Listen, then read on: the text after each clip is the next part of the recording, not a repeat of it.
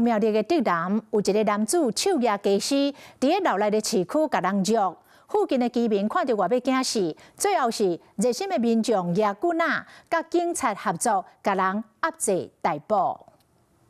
萬景高路口看到穿藍色外衫的查甫人，隨提棍仔出來，要求對方出來配合。警方佇咧現場是真細膩，因為眼前的這個查甫人外衫內底藏一支武器，隨時有可能摕出來造成危險。事發佇咧樟仔埔苗栗竹南寬市路一段，民眾打電話緊急報案，講佇咧路裡看到這個查甫人亂掃，挖棍要甲關心，對方煞雄雄提出武器咧烏白噗，甲民眾入，互當事人是驚甲緊走。他不知道從哪裡跑來跑去的啦。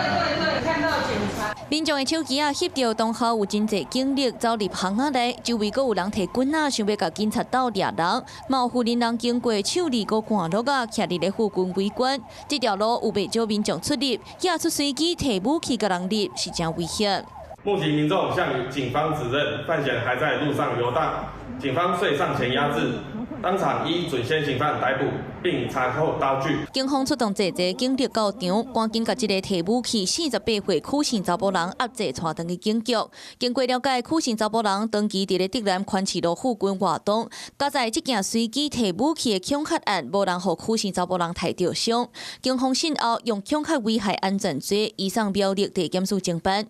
檢方認為許姓查甫人有擱再犯罪可能，危害到周邊的安全，向法院申請羈押。溫准，你好，我是宋彥明。想掌握最及時的新聞資訊嗎？趕緊訂閱、按讚、開啟小鈴鐺，鎖定華視新聞 YouTube 頻道。